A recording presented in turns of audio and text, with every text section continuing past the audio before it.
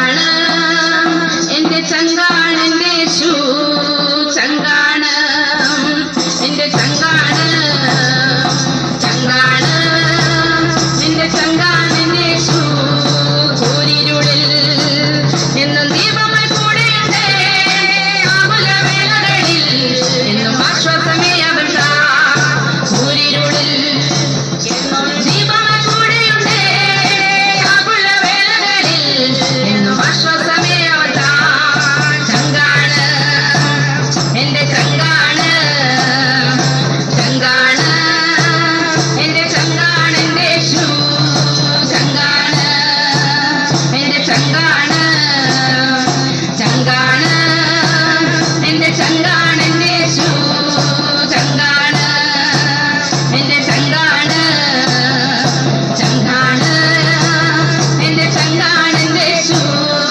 ചങ്കാണ് എന്റെ ചങ്കാണ് ചങ്കാണ് എന്റെ ചങ്കാണ് എന്റെ യേശു ചങ്കാണ് എന്റെ ചങ്കാണ് ചങ്കാണ് എന്റെ ചങ്കാണ് എന്റെ യേശു. സഹോദരനെ ഞങ്ങൾ അംഗീകാരി ശ്രമിച്ചുകൊണ്ടിരിക്കുന്ന എല്ലാ ദേശനിവാസികൾക്കും വേഗം ആഗമനം ചെയ്യുന്ന യേശു ക്രിസ്തുവിന്റെ നിശ്ചയമായ നാമത്തിൽ ഞങ്ങളുടെ പ്രഭാതവന്ദനം അറിയിക്കുന്നു. ഈ ദൈവസഭയുടെയും ചെന്നിത്തല VR1 ജീസസ് ക്രൈസ്റ്റ് എന്ന ആത്മീയ സംഘടനയുടെ നേതൃത്വത്തിൽ പ്രാർത്ഥിച്ചാരംഭ കുറിച്ച സുവിശേഷ സന്ദേശ യാത്രയാണ് നിങ്ങളെ അഭിസംബോധന ചെയ്തുകൊണ്ടിരിക്കുന്നത്. ഇതിനോടകം നിരവധി പ്രാവശ്യങ്ങൾ സുവിശേഷം കേട്ടവരാണ് ഞങ്ങളുടെ ശ്രോതാക്കളെന്ന് ഞങ്ങൾ തിരിച്ചറിയുകയാണ്. എന്തുകൊണ്ടാണ് ഞങ്ങളെപ്പോലെയുള്ള സുവിശേഷകന്മാർ വീണ്ടും വീടുകളിലും കടന്നു വന്ന് ട്രാക്കിലൂടെയും പാട്ടിലൂടെയും സന്ദേശത്തിലൂടെയും ഈ സുവിശേഷത്തെ വിളംബരം ചെയ്യുന്നു എന്നൊരു പക്ഷേ നിങ്ങളുടെ ഉള്ളിൽ നിരവധി ചോദ്യങ്ങൾ ഉന്നയിച്ചേക്കാം. എന്നാൽ പ്രിയപ്പെട്ടവരെ, നിങ്ങളുടെ ചോദ്യങ്ങൾക്ക് യഥാർത്ഥമായ തലത്തിൽ നിന്നുകൊണ്ട് മറുപടി പറയുവാനായി ഞങ്ങൾക്ക് കഴിയും. കാരണം ഇന്നലകളിൽ ഞങ്ങൾ വിശ്വസിച്ച വിശ്വാസ പ്രമാണങ്ങളും ആചരിച്ച ആചാര്യനുഷ്ഠാനങ്ങളും കഴിച്ച നേർച്ചകളും അർപ്പിച്ച തർപ്പണങ്ങളും നേടിയെടുത്ത വിദ്യാഭ്യാസവും അതിലൂടെ ലഭ്യമായ സാമ്പത്തിക നന്മയും പിറന്നു വീണ കുടുംബത്തിന്റെ കുടുംബ മഹിമയും പ്രിയപ്പെട്ടവരെ സ്നേഹിച്ച സ്നേഹങ്ങൾക്കും ഉപദേശിച്ച ഉപദേശങ്ങൾക്കും ഒഴുക്കിയ കണ്ണുനീരുകൾക്കൊന്നും ഞങ്ങൾക്ക് മാറ്റം വരുത്തുവാൻ കഴിഞ്ഞില്ല.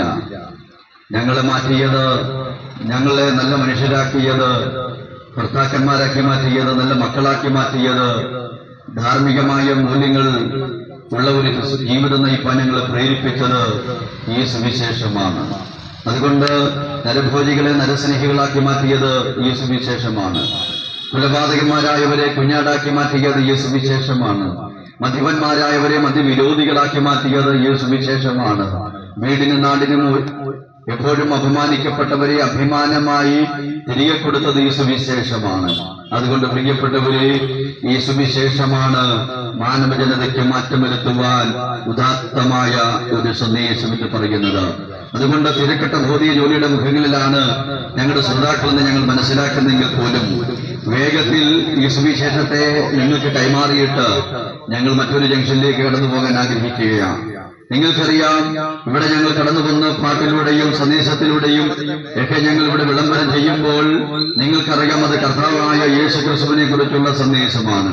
അതേ പ്രിയപ്പെട്ടവരെ, ഞങ്ങൾക്ക് പാടുവാനുള്ളത്, ഞങ്ങൾക്ക് പ്രസംഗിക്കാനുള്ളത്, ഞങ്ങൾക്ക് ഉപദേശിക്കാനുള്ളത്, ഞങ്ങൾക്ക് പരിചയപ്പെടുത്തുവാനുള്ളത് നല്ലവനായ കർത്താവായ യേശു ക്രിസ്തുവിനെയാണ്. യേശു ക്രിസ്തു ആരാണെന്ന് ചോദിച്ചു കഴിഞ്ഞാൽ പല നിലകളിലാകാം നിങ്ങളുടെ അഭിപ്രായം. ചിലർ യേശു ക്രിസ്തുവിനെ കുറിച്ച് ഇങ്ങനെ പറയും, യേശു ഞങ്ങൾക്ക് സമാധാനം നൽകുവാനായിട്ടിടയാകും. പ്രിയപ്പെട്ടവരെ, അത് സത്യമായ കാര്യമാണ്. കാരണം ബൈബിൾ യേശുവിനെ പരിചയപ്പെടുത്തുന്നത് അവൻ സമാധാനത്തിന്റെ പ്രഭുവാണെന്നാണ്. ചില പറയും യേശു ഞങ്ങൾക്ക് രോഗസൗഖ്യം നൽകി. അത് വാസ്തവം തന്നെയാണ്. കാരണം ബൈബിൾ പറയുന്നു നമ്മുടെ നസറേനായ യേശു ഗിലെയാദിലെ അരുമ വൈദ്യനാണ്. ചിലർ പറയും യേശു ക്രിസ്തു ഞങ്ങളെ വിടിവിപ്പാനായിട്ടിടയായി. തീർച്ചയായും. കാരണം യേശു ക്രിസ്തുവിന്റെ വിളംബരത്തിൽ ഇങ്ങനെയാണ് പറഞ്ഞത്, എനിക്ക് കഴിയാത്ത വല്ല കാര്യമുണ്ട്. അതേ പ്രിയപ്പെട്ടവരെ, യേശു ആരാണെന്ന് ചോദിച്ചു കഴിഞ്ഞാൽ രോഗികൾക്ക് അവൻ സൗഖ്യദായകനാകും, പ്രിയപ്പെട്ടവരെ നിരാശയിലായിരിക്കുന്നവർക്ക് ഉദാഹരണം നൽകാൻ കഴിയുന്ന ദൈവമാണ്. സമാധാനമില്ലാത്തവർക്ക് സമാധാനം നൽകുന്ന ദൈവമാണ്. മദ്യപന്മാരായവരെ മതിവിരോധികളാക്കി മാറ്റുന്നതാണ് യേശുക്രിസ്തു. എന്നാൽ ഇന്ന് പകൽക്കാലം യേശുക്രിസ്തു എന്തിനാണ് ലോകത്തിലേക്ക് വന്നു എന്നത് നിങ്ങൾ അറിയാതെ പോകരുത് എന്ന് ഞാൻ ആഗ്രഹിക്കുകയാണ്. യേശുക്രിസ്തു രോഗസൗഖ്യം നൽകുന്ന ദൈവത്തെക്കാൾ ഉപരി യേശുക്രിസ്തുവിനെ ഞങ്ങൾ പ്രസ്താവിക്കാൻ ആഗ്രഹിക്കുന്നത് മറ്റൊരു രക്ഷകനായിട്ടാണ്. പ്രിയപ്പെട്ടവരെ, എന്റെ സ്വദേശം കോട്ടയമാണ്. 1999 എന്റെ വീടിനകത്ത് ഒരു മുഴം കയറിനാൽ ആത്മഹത്യ ചെയ്യുവാൻ ഒരുങ്ങിയ ഒരു യൗവനക്കാരനായിരുന്നു ഞാൻ. കാരണം ആ ആത്മഹത്യയിലേക്ക് എന്നെ നയിക്കാനിടയായത് എന്റെ ശാരീരികമായ രോഗമായിരുന്നു. ഹാർട്ട് പേഷ്യന്റ് ആയിരുന്ന എനിക്ക് വൈദ്യശാസ്ത്രം സൗഖ്യം നൽകുവാൻ കഴിയാതെ നേർച്ചകളും കാഴ്ചകളും കണ്ണുനീരുകളും വിഫലമായപ്പോൾ പ്രിയപ്പെട്ടവരെ ആത്മഹത്യ ചെയ്യാൻ ഒരുങ്ങിയ എന്നെ അന്ന് പകൽക്കാലം എന്നെ ഹൃദ്രോഗത്തെ മാറ്റിക്കൊണ്ട് എനിക്ക് ഏകദേശം 4-ാമത്തെ വർഷത്തിലേക്ക് ആയുസ്സിനെയും ആരോഗ്യത്തെയും ദീർഘമാക്കി നൽകിയത് ഈ നസ്രേനായ യേശുവാണ്. അതുകൊണ്ട് ഉറപ്പോടെ ഇന്നിന്റെ പകൽ നിങ്ങളുടെ നടുവിൽ നിന്നുകൊണ്ട് സൗഖ്യമാക്കുവാൻ മതിയായ ദൈവമാണ് യേശുവെന്ന് പ്രസ്താവിക്കുവാൻ എനിക്ക് പൂർണ്ണമായി കഴിയും. കാരണം ജീവിതത്തിന്റെ അനുഭവത്തിൽ ഞാൻ അനുഭവിച്ചത് നിൽക്കുകയാണ്. എന്നാൽ ഇന്ന് പകൽക്കാലം യേശുവിനെ സൗഖ്യമാക്കുവാൻ കഴിയുന്ന ദൈവം എന്ന് പറയുന്നതിനേക്കാൾ ഉപരിയായി യേശുക്രിസ്തു നിങ്ങളെ രക്ഷിക്കാൻ കടന്നു വന്നതായ ഒരു രക്ഷകൻ എന്ന് പരിചയപ്പെടുത്തുവാനാണ് ഞാൻ ആഗ്രഹിക്കുന്നത്. അതുകൊണ്ട് യേശു എന്തിനാണ് ലോകത്തിലേക്ക് വന്നു എന്ന് ചോദിച്ചു കഴിഞ്ഞാൽ പ്രിയപ്പെട്ടവരെ, ഒരു മതം സ്ഥാപിക്കുവാൻ വേണ്ടിയല്ല യേശു ലോകത്തിലേക്ക് വന്നത്. ഒരു വിപ്ലവകാരിയാകുവാൻ വേണ്ടിയല്ല യേശു ലോകത്തിലേക്ക് വന്നത്. പിന്നെയോ യേശുവിന്റെ വരവിന്റെ വിളംബരം ഇങ്ങനെയാണ് പറയുന്നത്: ഞാൻ നീതിമാന്മാരെ തേടിയല്ല, ഞാൻ പാപികളെ തേടി വരുവാനായിട്ടിടയായി. അതേ ശ്രോതാവേ, നസ്രേനായ യേശുക്രിസ്തു ലോകത്തിൽ മനുഷ്യജന്മം എടുത്ത് ദാസരൂപമായി ലോകത്തിൽ പിറവിയെടുത്തത് പാപിയായ മനുഷ്യനെ രക്ഷിക്കുവാൻ വേണ്ടിയാണ്.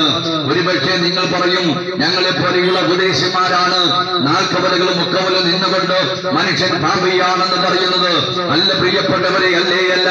മനുഷ്യൻ പാപിയാണോ എന്ന് ചോദിച്ചു കഴിഞ്ഞാൽ ഒരുപക്ഷെ നിങ്ങൾ പറയും, കൊലപാതക പരമ്പര നടത്തിയ കൂടത്തായി ജോലിയല്ലേ പാപി എന്ന് ചോദിച്ചു കഴിഞ്ഞാൽ ഞങ്ങൾ നിഷേധിക്കത്തില്ലാതെ പാപി തന്നെയാണ്. കാമുക സ്നേഹം തലക്ക് പിടിച്ചുകൊണ്ട് സ്വന്തം തലമുറയെ കാമുകന്മാർക്ക് കാഴ്ചവെക്കുന്ന യുവതികളല്ലേ പാപി എന്ന് ചോദിച്ചാൽ ഞങ്ങൾ നിഷേധിക്കത്തില്ല, പാപി തന്നെയാണ്. എന്നാൽ മതങ്ങൾ നിങ്ങൾ പരിശോധിക്കൂ, സകല മതവും ഒരേ ശബ്ദത്തോടെ ലോകത്തോട് പറയുന്നു മനുഷ്യൻ പാപിയാണ്.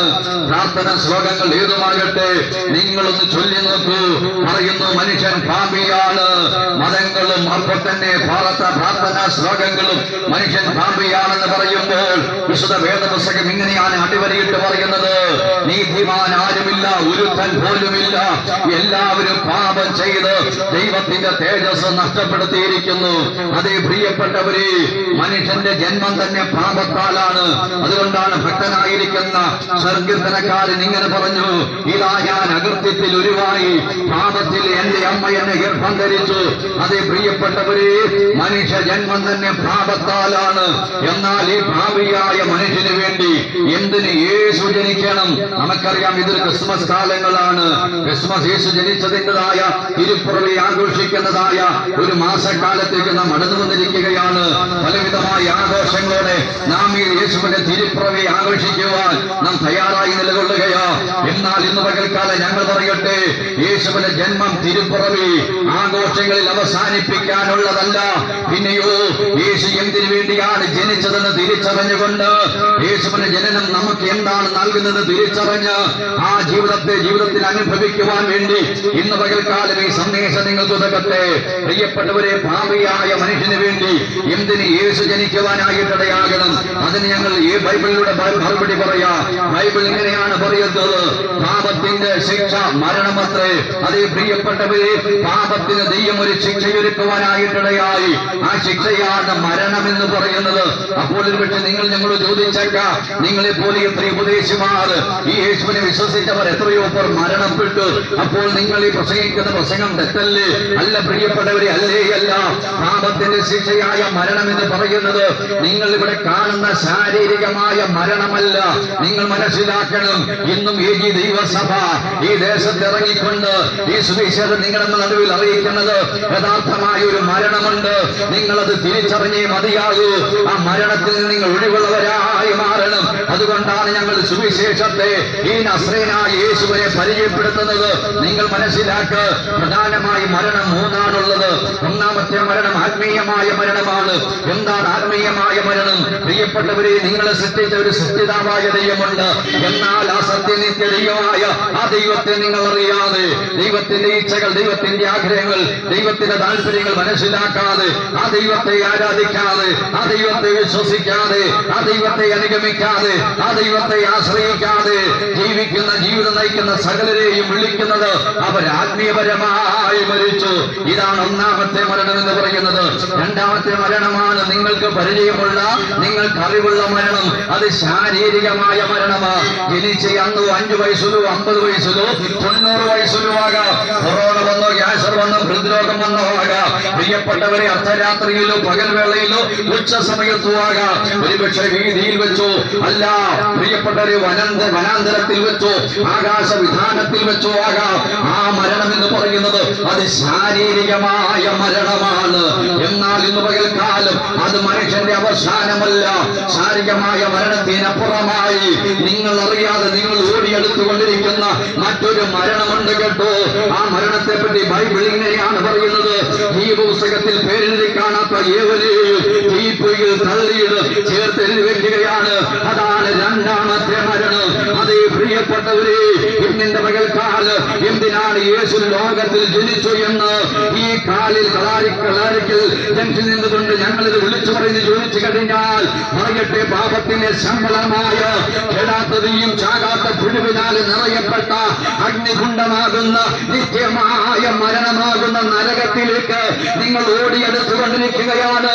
നരകമാണ് പാപത്തിന്റെ ശിക്ഷ എന്ന് പറയുന്നത്. അതുകൊണ്ട് ഏത് ദൈവസഭ ഇന്ന് പകൽക്കാലം നിങ്ങളെ സ്നേഹിക്കുന്നു. നിങ്ങളെ സ്നേഹിക്കുന്ന പ്രത്യക്ഷമായ അടയാളമാണ് സുവിശേഷം നിങ്ങളോട് അറിയിക്കുക എന്നത്. അതുകൊണ്ട് ഇന്ന് പകൽക്കാലം അറിയട്ടെ, നരകത്തിലേക്ക് നിങ്ങൾ തള്ളപ്പെടുവാൻ ഏക കാരണമായി നിങ്ങളിൽ വാണുകൊണ്ടിരിക്കുന്ന പാപത്തിൽ നിന്ന് മാനവജനതയ്ക്ക് പാപപരിഹാരം നൽകുവാൻ ഉലകത്തിൽ ഉടലെടുത്ത ഒരേ ഒരു ദൈവം, അവനാണ് ഇന്ന് പകൽക്കാലം ഞങ്ങളുടെ ആരാധന പുരുഷനായ, ഞങ്ങളുടെ അഭിമാനമായ സത്യദൈവവും നിത്യജീവനുമായ നസ്രേനായ യേശു. അതുകൊണ്ട് ഞങ്ങൾ പറയുന്നു, മറ്റൊരുവനിലും രക്ഷയില്ല. ആ രക്ഷപ്പെടുവാൻ ആകാശത്തിന്റെ കീഴിൽ ഭൂമിക്ക് മുകളിൽ യേശു എന്ന നാമമല്ലാതെ മറ്റൊരു നാമമില്ലേ ഇല്ല. അതുകൊണ്ട് സുഹൃത്തെ, യേശു ജനിച്ചത് ക്രിസ്ത്യാനികൾക്ക് വേണ്ടിയല്ല, യേശു ജനിച്ചത് ഏഷ്യക്കാർക്ക് വേണ്ടിയല്ല, യേശു ക്രിസ്തു ജനിച്ചത് ഒരു മതവിഭാഗത്തിന് വേണ്ടിയല്ല, മാനവജനതയാകുന്ന സകല മാനവജനതയ്ക്ക് വേണ്ടി ഉടലെടുത്തവനാണ് നസ്രേനായ യേശു. അതുകൊണ്ട് യേശു ജനിച്ചത് ഭാവിയെ തേടിയാണ്. അനേക അവതാരന്മാർ അവതരിച്ച മണ്ണിലാണ് നാം നിൽക്കുന്നത്. ശിഷ്ടന്മാരെ രക്ഷിച്ചുകൊണ്ട് ദുഷ്ടന്മാരെ നിഗ്രഹിക്കാൻ അവതരിച്ച അവതാരങ്ങളുടെ നടുവിൽ ഇതാ വ്യത്യസ്തനായി യേശു ഉയർത്തുകയാണ്. ഞാൻ വന്നത് നീതിമാന്മാരെയല്ല തേടിയല്ല, ഞാൻ ഭാവികളെ തേടി വരുവാനിടയായി. അതേ സുഹൃത്തെ, യേശുവിനെ പറ്റി പരിചയപ്പെടുത്തുന്ന വിശുദ്ധ വേദപുസ്തകം നിങ്ങൾ പാരായണം ചെയ്തു നോക്കൂ. നസ്രേനായ യേശുവിന് ജന്മം കൊടുക്കുന്ന മറിയ എന്ന് പറയുന്ന യുവതിയുടെയൊക്കെ ദൈവദൂതൻ വന്ന് ഇങ്ങനെ പറഞ്ഞു, അവൻ തന്റെ ജനത്തെ അവരുടെ പാപങ്ങൾ രക്ഷിപ്പാനിരിക്കൊണ്ട് നീ അവന് യേശുവിന് പേരിടേണം. അതേ ബൈബിൾ വീണ്ടും യേശുവിനെ പരിചയപ്പെടുത്തുകയാ. യേശുവിന് വരൂരിക്കാൻ വന്നതായ ശ്രാവക യോഹന്നാൻ ദൂരമേ നടന്നു പോകുന്ന യേശുവിനെ കണ്ടുകൊണ്ട് ലോകത്തോട് ഇങ്ങനെ പറഞ്ഞു, ഇതാ ലോകത്തിന്റെ പാപത്തെ ചുമന്നൊഴിക്കുന്ന ദൈവത്തിന്റെ കുഞ്ഞാട്. അതേ ബൈബിൾ വീണ്ടും യേശുവിനെ പരിചയപ്പെടുത്തുകയാണ്. യേശു പാപികളെ രക്ഷിക്കുവാൻ ലോകത്തിൽ വന്നു എന്നത് വിശ്വാസവും എല്ലാവരും അംഗീകരിക്കാൻ യോഗ്യമായ വചനം തന്നെ. അതേ സുഹൃത്തെ, സഹോദര, പ്രിയപ്പെട്ടവരെ, നിങ്ങളുടെ പാപങ്ങളിൽ നിന്ന് താങ്കളെ രക്ഷിക്കുവാൻ ലോകത്തിലേക്ക് ജന്മമെടുത്തവനാണ് നസ്രേനായ യേശു. യേശു ദൈവമാണ്. വാക്കുകൊണ്ട്, സാന്നിധ്യം കൊണ്ട്, സാമീപ്യം കൊണ്ട് യേശു ദൈവമാണെന്ന് തെളിയിച്ചു. യേശുവിന് പരിഹരിക്കാൻ കഴിയാത്ത ഒരു വിഷയവുമില്ലായിരുന്നു. യേശുവിനെ സൗഖ്യമാക്കാൻ കഴിയാത്ത ഒരു രോഗവുമില്ലായിരുന്നു. യേശുവിന് കീഴ്പ്പെടുത്താൻ കഴിയാത്ത ഒരു ശക്തിയുമില്ലായിരുന്നു. എന്തിനേറെ പറയുന്നു പ്രിയപ്പെട്ടവരെ, ആ ഞട്ടകസിച്ച് ഉയർന്നു വന്നതായ ആല തിരമാലകളെ നോക്കിക്കൊണ്ട് കാറ്റെ അടങ്ങുക, കടലെ ശാന്തമാക എന്ന് പറഞ്ഞപ്പോൾ കടല് ശാന്തമാക്കപ്പെട്ടു. അത് മാത്രമല്ല, മരിച്ചു നാറ്റം വെച്ചതായ ലാസർ എന്ന് പറയുന്ന മനുഷ്യന്റെ കല്ലറ മുമ്പിൽ വന്ന് യേശു പറഞ്ഞു, ലാസറെ പുറത്തു വാ എന്ന് പറഞ്ഞപ്പോൾ പ്രിയപ്പെട്ടവരെ, അവന്റെ ശരീരത്തോടുകൂടെ ലാസർ പുറത്തു വന്നു. മരണത്തിന്റെ മുകളിൽ തനിക്ക് അധികാരമുണ്ടെന്ന് യേശു തെളിയിച്ചു. അങ്ങനെ സമസ്ത മേഖലകളിലും യേശു ദൈവമാണെന്ന് ലോകത്തിനുമാകെ തെളിയിച്ചു. എന്നാൽ യേശുവിന്റെ അവസാന സമയം ഗെത്സമന തോട്ടത്തിൽ ശിഷ്യന്മാരുമായി പ്രാർത്ഥന നിരതരായിരിക്കുമ്പോൾ ഒരു കൂട്ടം റോമൻ പടയാളികൾ യേശുവിനെ പിടിക്കുവാൻ വരികയാണ്. നിങ്ങൾ ശ്രദ്ധിക്കണമേ, അവരുടെ വരവ് രാത്രിയിലാകട്ടോ. ആരാണ് യേശു എന്ന് അറിയാൻ കഴിയാതെ തപ്പിത്തടയുന്നവരെ അകത്തെ മനോഭാവത്തെ ഉള്ളിൽ കണ്ടുകൊണ്ട് യേശു ചോദിച്ചു, നിങ്ങൾ ആരെയാണ് തിരയെത്തുന്നത്? അവരുടെ മറുപടി, ഞങ്ങൾ നസറേയനായ യേശുവിനെ. പ്രിയപ്പെട്ടവരെ, അതിൽ അവർ കൊടുക്കുന്ന മറുപടി, യേശു കൊടുക്കുന്ന മറുപടി ശ്രദ്ധേയമാണ്. നിങ്ങൾ അന്വേഷിക്കുന്ന, നിങ്ങൾ പിടിക്കാനൊരുങ്ങുന്ന, 5 കോടതിയിൽ ഒരു രാത്രിയിൽ മാറി മാറി വിസ്തരിക്കാനൊരുങ്ങുന്ന, റോമൻ നാണയങ്ങൾ കുട്ടിപ്പിടിച്ചുകൊണ്ട് മുഖത്തെ രോമങ്ങൾ പിഴുതെടുക്കാൻ നിങ്ങൾ ഒരുങ്ങുന്ന, അത് എന്ന് പറയും 39 അടികൾ ചാട്ടവാറാനിൽ അടിച്ച് കണ്ടാൽ ആളല്ല എന്ന് തോന്നുമാറ് വികൃതമാക്കുവാൻ നിങ്ങൾ ഒരുങ്ങുന്ന, അത് മാത്രമല്ല പച്ചപ്പന്മരെ കുരിശു ചുമലിൽ എന്തിക്കൊണ്ട് വീണ്ടും എഴുന്നേറ്റും ഗോൽഗോഥാ ലക്ഷ്യമാക്കി യാത്ര ചെയ്യുവാൻ നിങ്ങൾ ഒരുക്കുന്ന, 2 കള്ളന്മാരുടെ നടുവിൽ നീതിനെ പോലെ 2 കള്ളന്മാരുടെ 3 ആളുകളാൽ ഘോഷിക്കാൻ നിങ്ങൾ ഒരുങ്ങുന്ന, മരിച്ചോ എന്നറിയുവാൻ വിലാപ്പുറത്ത് കൊണ്ട് കുത്തുവാൻ ഭക്തത കിട്ടുന്ന നിങ്ങൾ അന്വേഷിക്കുന്ന ആ യേശു ഉണ്ടല്ലോ, ആ യേശു ഞാൻ തന്നെയാണ്. യേശു ഇതാ തങ്ങളെ തന്നെ ഏൽപ്പിച്ചു കൊടുക്കുകയാ. പ്രിയപ്പെട്ടവരെ, രാത്രിയിൽ മാറി മാറി യേശുവിനെ വിസ്തരിച്ച വിശാല നീതിപീഠം ഒരുമിച്ച് പറഞ്ഞു, ഇവൻ മരണയോഗ്യമായി ഇതൊന്നും ചെയ്തിട്ടില്ല. ഒടുവിൽ വിസ്തരിച്ചത് പീലാത്തോസാണ്. ആ വിസ്താരം നിങ്ങൾ അറിയാതെ പോകരുത് കേട്ടോ. വിസ്തരിക്കുന്ന സമയത്ത് ഒരു കൂട്ടം ജനത മറുഭാഗത്ത് നിന്നുകൊണ്ട് യേശുവിനെ ഘോഷിക്കാൻ എന്ന് നിലവിളിക്കുമ്പോൾ മറുവശത്ത് മൗനം പാലിക്കുന്ന യേശുവിനെ മൗനത പീലാത്തോസിന്റെ മേൽ ആശ്ചര്യം പ്രകടിപ്പിച്ചു. നിരവധി പേരെ വിസ്തരിക്കുകയും വിസ്തരത്തിനനുസരിച്ച് ശിക്ഷാവിധി കൊടുക്കുകയും ചെയ്തതാണ് പീലാത്തോസ്. പലപ്പോഴും ചെയ്തതായ തെറ്റുകളെ ഒരു ഭാഗത്ത് നിന്നുകൊണ്ട് ഏറ്റുപറയുമ്പോൾ ചെയ്തവർ പോലും ഞാൻ ചെയ്തില്ല എന്ന് പറയുന്ന ശബ്ദമാണ് പീലാത്തോസ് കേട്ടിട്ടുള്ളത്. പക്ഷേ ഇതാ അവിടെ നിന്ന് വ്യത്യസ്തമായി ചെയ്യാത്ത കുറ്റങ്ങൾ ഓരോന്നായി യേശുവിന് മുമ്പാകെ അടിച്ചേൽപ്പിക്കുമ്പോഴും മൗനം പാലിക്കുന്ന യേശുവിന്റെ മൗനത പീലാത്തോസിന്റെ മേൽ ആശ്ചര്യം പ്രകടിപ്പിച്ചു. അതുകൊണ്ട് പീലാത്തോസ് ഇങ്ങനെ പറഞ്ഞു, യേശുവെ നിനക്കറിയാമോ, എനിക്ക് നിന്നെ വിട്ടയക്കുവാനും എനിക്ക് നിന്നെ ക്രൂശിക്കുവാനും അധികാരമുണ്ട്. അതിനർത്ഥം ഇത്ര മാത്രമേ ഉള്ളൂ, യേശുവേ നീ നിന്റെ മുഖത്തെ ഒന്ന് ഉയർത്തുക, നീ നിന്റെ മൗനതയൊന്ന് വിടുക.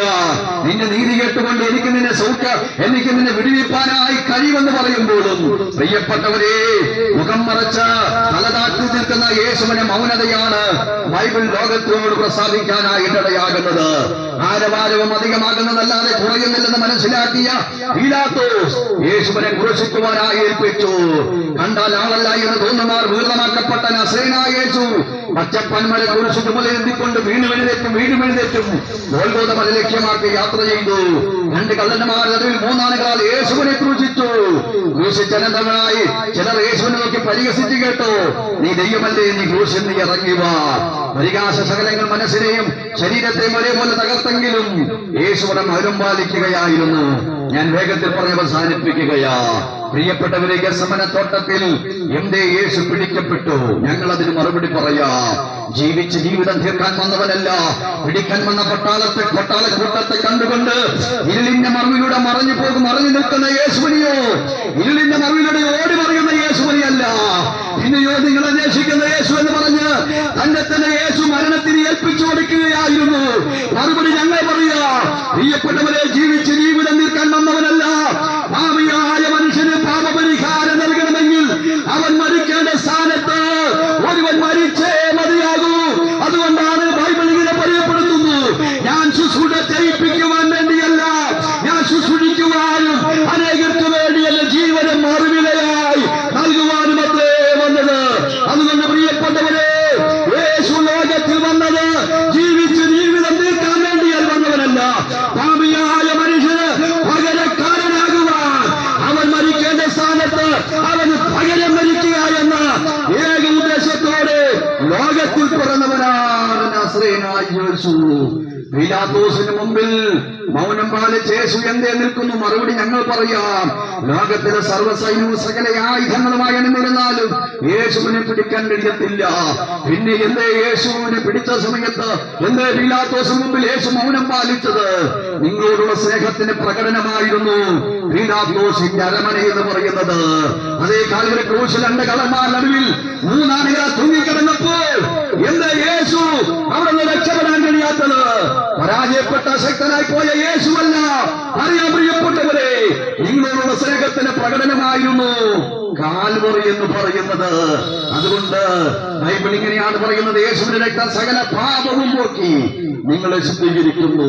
നിങ്ങളെ കാത്തിരിക്കുന്ന നിത്യമായ നരകത്തിൽ നിന്ന് നിങ്ങളെ വീണ്ടെടുക്കുവാൻ പകരക്കാരനായി നിങ്ങളുടെ ശിക്ഷ സ്വന്തം ശരീരം ഏറ്റെടുത്തുകൊണ്ട് നിങ്ങൾക്ക് പകരമായി മരിച്ച ഒരേ ഒരുവൻ, അവൻ നസറേയനായ യേശുവാ. പക്ഷേ അവിടെ കൊണ്ട് ഞാൻ ഈ സന്ദേശം അവസാനിപ്പിച്ചാൽ എന്റെ മനസ്സാക്ഷി എന്നോട് സമ്മതിക്കത്തില്ല. എന്നാൽ യേശു ജീവിച്ചിരുന്നപ്പോൾ ലോകത്തോട് പറഞ്ഞു, 3-ാം ദിവസം ഞാൻ ഉയർത്തെഴുന്നേൽക്കും. ആ ഉയർപ്പിനെ സാധ്യമാക്കുവാൻ റോമൻ ഭരണകൂടം ആവോളം അധ്വാനിച്ചു. യേശുവിനെ അടക്കിയ കല്ലറ മുമ്പിൽ വെച്ച കല്ലിന്റെ മുൻപിൽ ഇതാ ഇരുമ്പ് ചങ്ങല കൊണ്ട് കല്ലറയെ അവർ ബന്ധിച്ചു. റോമൻ ഇമ്പീരിയ മുദ്ര അവർ മുദ്ര വെച്ചു. റോമൻ പട്ടാളക്കാരെ കാവൽ നിർത്തി. എന്നാൽ നിങ്ങൾക്കറിയാമോ, 3-ാമത്തെ ദിവസം ഹേ മരണമേ നിന്റെ ജയം എവിടെ? ഹേ മരണമേ നിന്റെ വിഷമുള്ളവരെന്ന് ചോദിച്ച് മരണത്തെയും പാതാളത്തെയും ഒരേപോലെ തോൽപ്പിച്ചുകൊണ്ട് നസറേയനായ യേശു ഉയർത്തെഴുന്നേറ്റു. അതേ പ്രിയപ്പെട്ടവരെ, ഇതൊരു കിഴവിക്കഥയല്ല, ഇതൊരു അമ്മൂമ്മ കഥയല്ല, ഇതൊരു കെട്ടുകഥയല്ല. പാലസ്തീനിലേക്ക് നിങ്ങൾ നോക്കൂ, നിങ്ങൾക്കൊരു കല്ലറ ദർശിക്കാൻ കേട്ടോ. ലോകത്തിലെ സകല മഹാരഥന്മാരുടെ കല്ലറ ഭൂമിയുടെ ഭൂമുഖത്ത് അടഞ്ഞു കിടക്കുകയാ. അനേക കല്ലറ മുമ്പിൽ അനുവച്ചിരിക്കുന്നു, അന്ത്യവിശ്രമം കൊള്ളുന്നു. എന്നാൽ പാലസ്തീനിലേക്ക് നോക്കൂ, നിങ്ങൾക്ക് അവിടെ ഒരു കല്ലറ കാണാൻ കേട്ടോ. അടയ്ക്കപ്പെട്ട കല്ലറയല്ല, മലക്ക് തുറന്നു കിടക്കുന്ന കല്ലറ. അന്ത്യവിശ്രമം കൊള്ളുന്നു എന്നല്ല, യേശു ഇവിടെയില്ല, അവൻ ഉയർത്തെഴുന്നേറ്റിരിക്കുന്നു. അതേ പ്രിയപ്പെട്ടവരെ, യേശു ഉയർത്തില്ലായിരുന്നെങ്കിൽ ഞങ്ങളുടെ പ്രസംഗം വ്യക്തമായേനെ. യേശു ഉയർത്തില്ലായിരുന്നെങ്കിൽ ഞങ്ങളുടെ വിശ്വാസം വ്യക്തമായേനെ. ഇന്നും അഭിമാനത്തോടെ ഈ ജംഗ്ഷനിൽ നിന്നുകൊണ്ട് നസറേയനായ യേശുവിനെ ഉയർത്തുവാൻ ഞങ്ങളെ പ്രേരിപ്പിക്കുന്ന പ്രേരകരെയും ഒന്നെന്ന് ചോദിച്ചാൽ, മരണത്തെ ജയിച്ച ഒരേ ഒരു രക്ഷകൻ യേശു. മരണത്തെ അവൻ ജയിച്ചെങ്കിൽ നിങ്ങളും നാളുകളിൽ മരിക്കും. മരണത്തിനപ്പുറം നിങ്ങൾക്ക് ഉയർപ്പുണ്ട്. ഒന്നില്ലെങ്കിൽ യേശുവിനോട് പാപക്ഷമ പ്രാപിച്ചാൽ നിങ്ങളെ കാത്തിരിക്കുന്നത് നിത്യമായ സ്വർഗം അല്ല. ഇതിന് നിങ്ങൾക്ക് തള്ളിക്കളഞ്ഞാൽ നിങ്ങളെ കാത്തിരിക്കുന്നത് കെടാത്തതയും ചാകാത്ത മുഴുവനാൽ നിറയപ്പെട്ട അഗ്നി നരകം. ഇന്ന് പകൽക്കാലം ഇതാ സുപ്രസാദകാലം, ഇതാ രക്ഷാ ദിവസം. നിങ്ങൾക്ക് ഏത് വേണം? ഇന്ന് പകൽക്കാലം യേശുവിലൂടെയുള്ള പാപപരിഹാരം വിശ്വാസത്താൽ ഏറ്റെടുത്തുകൊണ്ട് കൽപ്പനകൾ സ്വീകരിച്ചൊരു ദൈവത്തിലായി മാറിയാൽ ഇവിടുത്തെ മരണത്തെ പുഞ്ചിരിയോടെ വെല്ലുവിളി നിങ്ങൾക്ക് ഏറ്റെടുക്കാം. മരണമില്ലാത്തൊരു സ്വർഗരാജ്യം നിങ്ങൾക്ക് പ്രാപിക്കുകയും ചെയ്യാം. അതുകൊണ്ട് മറ്റൊരുവരും രക്ഷയില്ല. പാപങ്ങളുടെ രക്ഷയ്ക്ക് വേണ്ടി ലോകത്തിൽ ഒരേ ഒരു ദൈവം, ഒരേ ഒരു മാർഗം, ഒരേ ഒരു വഴി, അത് നസറേയനായ യേശു. അതുകൊണ്ട് ആ യേശുവിനെ കണ്ടുമുട്ടുവാൻ ഈ സന്ദേശം നിങ്ങൾക്ക് ഉതകട്ടെ എന്നുള്ള ആത്മാർത്ഥ ആഗ്രഹത്തോടും പ്രാർത്ഥനയോടും കൂടെ വാക്കൊക്കെ വിട പറയുന്നു. ദൈവം നിങ്ങളെ അനുഗ്രഹിക്കട്ടെ. ജീവിതം ഒന്നേയുള്ളൂ, അത് വെറുതെ പാഴാക്കിട.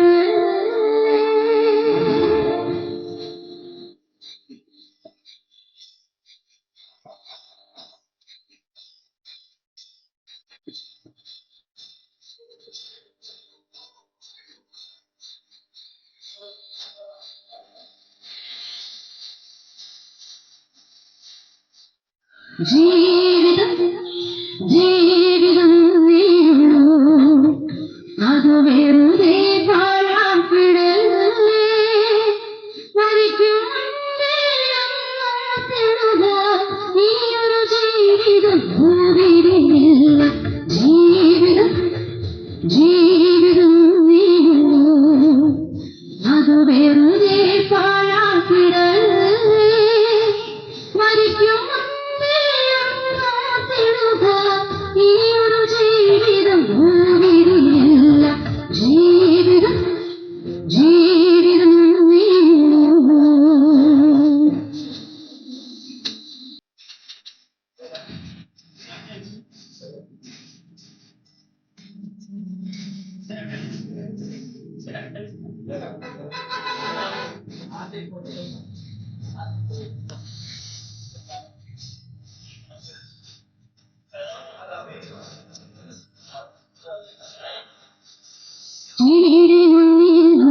വാർത്തകൾ കണ്ട് രസിച്ച് കോമഡി കണ്ട് ചിരിച്ച് സീരിയൽ കണ്ട് കരഞ്ഞ് റിമോട്ട് നെക്കി നെക്കി ചാനലുകൾ മാറ്റി മാറ്റി ബോറടി നീക്കി നീക്കി അലസന കുത്തിയിരുന്ന സമയത്തിന്റെ അറിയാതെ ജീവിതം പഴക്കുന്ന ഓരോരോ വ്യക്തികളും വ്യക്തമായി ചിന്തിച്ചിടും കടികാര സാധിച്ചിരിക്കുന്നു.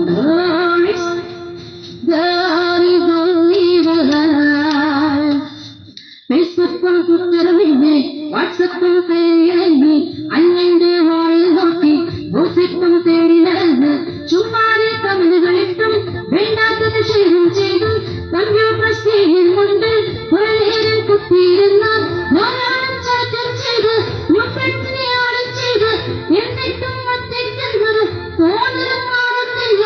നിങ്ങളും ചെങ്കാലുകളും മരണം വരെ കൂടെ കാണും. जिंदगी एक ही है.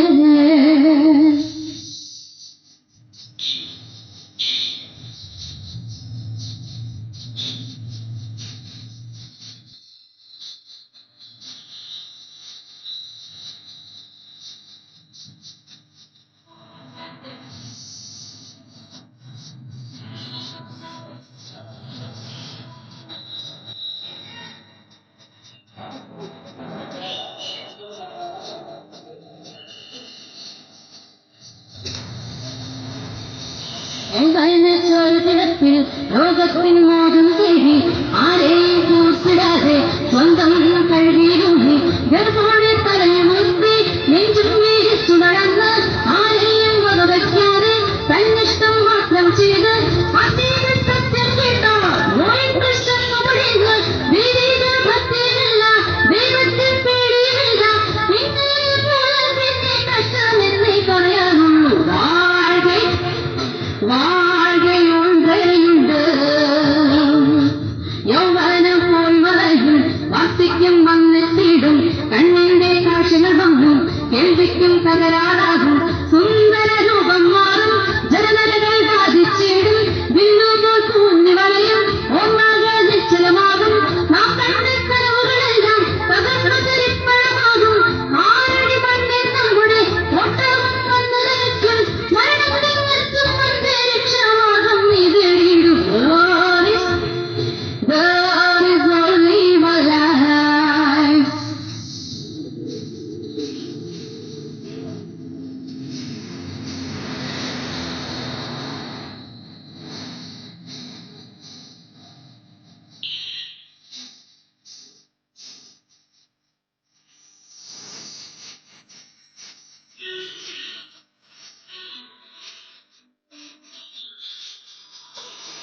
വർഷങ്ങൾ എത്ര കഴിഞ്ഞു, ദിവസങ്ങൾ എത്ര കുഴിഞ്ഞു, മരണത്തിൻ വായിൽ ചെന്നാൽ പായുന്നു നാം അതിവേഗം. ഇഹലോകവാസം വിട്ടാൽ എവിടെ നാം ചെന്നെത്തിയിടും, നിത്യമായി ജീവിച്ചിടാം അകതാരില്ലാതെ മരണത്തെ ജയിച്ചതിനു സ്വർഗത്തിൽ വാഴയിടുന്നു. നിന്നെയും ചേർത്തിടുവാൻ അൻപോടെ മാറി വിളിക്കും. സൗജന്യമായ രക്ഷ ഇപ്പോൾ തന്നെ സ്വീകരിക്കും. ജീവിതമേയുള്ളൂ അത് വെറുതെ പാഴാക്കിടല്ലേ. മരിക്കും ഇനിയൊരു ജീവിതം ഭൂമിയിലില്ല. ജീവിതമേയുള്ളൂ. അനുഗ്രഹീതമായ ദൈവശബ്ദം നാം ഇവിടെ ശ്രമിക്കാനായിട്ടുള്ളത്. സുവിശേഷ സന്ദേശത്തെക്കുറിച്ച് ആഴമായി ഇനിയും നിങ്ങൾക്ക് അറിയുവാൻ താല്പര്യമുണ്ടെങ്കിൽ വെസ്റ്റ് കല്ലടയിൽ പ്രവർത്തിക്കുന്ന അസംബ്ലി ഓഫ് ഗോഡ് AG ചർച്ചുമായി ബന്ധപ്പെടുക. അവിടെ അനുഗ്രഹീതനായൊരു ദൈവദാസൻ കർത്താവിന്റെ മഹത്വമുള്ള വേല ചെയ്യുന്നു. എല്ലാ ഞായറാഴ്ചയും 9:30 മുതൽ വിശുദ്ധ ആരാധനയും എല്ലാ വെള്ളിയാഴ്ചകളിലും ഉപവാസ പ്രാർത്ഥനയും കൗൺസിലിംഗ് മീറ്റിംഗുകളും അവിടെ നടക്കുന്നു. ആ ദൈവദാസനുമായ നിങ്ങളുടെ ജീവിതത്തിലെ ഭാരമേറിയ വിഷയങ്ങൾ നിങ്ങൾക്ക് സംസാരിക്കാം. അദ്ദേഹം നിങ്ങൾക്ക് വേണ്ടി പ്രാർത്ഥിക്കുന്നതായിരിക്കും. ഇത്രത്തോളം സമയം ഞങ്ങളെ ശ്രദ്ധിച്ച എല്ലാ ദേശനിവാസികളായിരിക്കുന്ന പ്രിയപ്പെട്ടവർക്കും നന്ദി പറഞ്ഞുകൊണ്ട് പ്രാർത്ഥിച്ച് ഞങ്ങൾ ഈ മീറ്റിംഗ് ഇവിടെ സമാപിപ്പിക്കുന്നു. ന്യൂ ഇന്ത്യ ബൈബിൾ സെമിനാരി വായ്പ സെമിനാരിയുടെ അധ്യാപകരായിരിക്കുന്ന കർത്താവിന്റെ ദാസൻ ദാസർ സാംകുട്ടി സാർ മുന്നോട്ട് കടന്നുവന്ന് ഇപ്പോൾ പ്രാർത്ഥിച്ച് ഈ മീറ്റിംഗ് ഇവിടെ സമാപിക്കും. നമുക്ക് പ്രാർത്ഥിക്കാം. പരിശുദ്ധ പിതാവേ, തിരുസന്നിധിയിലേക്ക് അടിയിൽ കടന്നു വരുന്ന കർത്താവേ, ഇന്ന് പകൽക്കാലം ഈ സമയം കർത്താവേ, അങ്ങയുടെ മാറ്റമില്ലാത്ത സത്യസുവിശേഷം ഈ ദേശത്തോട് അറിയിപ്പാൻ ഞങ്ങളെ നീ സഹായിച്ചതുപോൽക്കായി സ്തോത്രം ചെയ്യുന്നു. കർത്താവെ, പാപത്തിൽ നിന്ന് രക്ഷിക്കുവാൻ, പാപികളെ വിടുവിപ്പാൻ വേണം ലോകത്തിലേക്ക് കടന്നു വന്ന നല്ല കർത്താവെ, അങ്ങ് ഞങ്ങൾക്ക് വേണ്ടി ജീവൻ തന്നു, ഞങ്ങൾക്ക് വേണ്ടി കാലൂരിയിൽ മരിച്ചു, അല്ല ഉയർത്തെഴുന്നേറ്റ് ജീവിക്കുന്നതിനാൽ ഞങ്ങൾ സ്തുതിക്കുന്ന കർത്താവെ, ഇന്ന് പൽക്കാലം ആ മാറ്റമില്ലാത്ത ആ നല്ല സുവിശേഷം ദേശത്തോട് അറിയിപ്പാൻ കർത്താവെ ദാസന്മാരിൽ കൂടി ഇടയാക്കിയതുപോൽക്കായി സ്തോത്രം. കർത്താവ് വ്യക്തവും വളരെ ക്ലിയറായിട്ട് സംസാരിച്ച കൃപകൾക്കായി ഞങ്ങൾ വാഴ്ത്തുന്ന കർത്താവ്, ഇത് കേട്ട എല്ലാ പ്രിയപ്പെട്ടവർക്കായി ഞങ്ങൾ സ്തുതിക്കുന്നു. പല സ്ഥലങ്ങളിലിരുന്ന് ഞങ്ങളെ ശ്രദ്ധിച്ചുകൊണ്ടിരുന്ന എല്ലാ പ്രിയപ്പെട്ടവരെ ഓർത്ത് ഞങ്ങൾ പ്രാർത്ഥിക്കുന്നു. ഇന്ന് പകൽക്കാലം കേട്ട ദൈവവചനം, കേട്ട സത്യസുവിശേഷം അവരുടെ ഹൃദയങ്ങളിൽ രൂപാന്തരപ്പെടുത്തുവാൻ സ്വർഗ്ഗത്തിലെ ദൈവം ഇടയാക്കണമേ. പരിശുദ്ധാത്മാവിന്റെ വലിയൊരു പ്രവർത്തനം അവരുടെ ജീവിതത്തിലെ കുടുംബങ്ങളിൽ വെളിപ്പെടുവാൻ സഹായിക്കണം. ഇന്ന് പകൽക്കാലം വലിയൊരു തീരുമാനമെടുത്ത് സന്തോഷത്തോടെ സമാധാനത്തോടെ ജീവിപ്പാൻ ഓരോ പ്രിയപ്പെട്ടവരെയും സഹായിക്കണമേ ഞങ്ങൾ പ്രാർത്ഥിക്കുന്നു. ഞങ്ങൾ ഇവിടെ വിതച്ച വിത്ത് 100 മേനിയായി ഫലം കായ്ക്കുവാൻ വേണം സ്വർഗത്തിലെ ദൈവം അടുത്ത ദിവസങ്ങളിൽ അത് ചെയ്യുന്നതുപോൽക്കായി സ്തോത്രം ചെയ്യുന്നു. കർത്താവേ, ഇതിന് പിന്നിൽ അധ്വാനിച്ച എല്ലാ പ്രിയപ്പെട്ടവർക്കായി സ്തോത്രം. ഈ ടീമിനായി ഞങ്ങൾ സ്തുതിക്കുന്നു. ഞങ്ങളുടെ വചനം സംസാരിച്ച പാട്ടുപാടിയ എല്ലാ പ്രിയപ്പെട്ടവർക്കായി ഞങ്ങൾക്ക് സ്തുതിക്കുന്നു കർത്താവേ. ഇന്ന് പകൽക്കാലം കേട്ട ദൈവവചനം അനേകരുടെ ഹൃദയങ്ങളിൽ ഒരു പരിവർത്തനം ഉണ്ടാക്കുവാൻ, സമൂലമായ മാറ്റം ഉണ്ടാക്കുവാൻ സ്വർഗത്തിലെ ദൈവം ഇടയാക്കുന്നതിനായി സ്തോത്രം. അനേക രോഗികൾ സൗഖ്യമാകട്ടെ, അനേക ഭാവികൾ മാനസാന്തരപ്പെടട്ടെ, അനേക മദ്യപാനികൾ അവരുടെ മദ്യപാനത്തിൽ നിന്ന് വിടുതൽ പ്രാപിക്കട്ടെ. സ്വാമി കുടുംബങ്ങളിൽ വലിയൊരു ദൈവ സമാധാനം ഇന്ന് പകൽക്കാലം നിറയപ്പെടുന്നതിനായി ഞങ്ങൾ പ്രാർത്ഥിക്കുന്നു. കർത്താവ് അങ്ങനെ ചെയ്യുന്നതിനായി സ്തോത്രം ചെയ്യുന്നു. സകല മാനമഹത്വം എടുക്കണം. യേശുവിന്റെ നാമത്തിൽ ചോദിക്കുന്നു, കൃപയോട് കേൾക്കുമാറാകണമേ.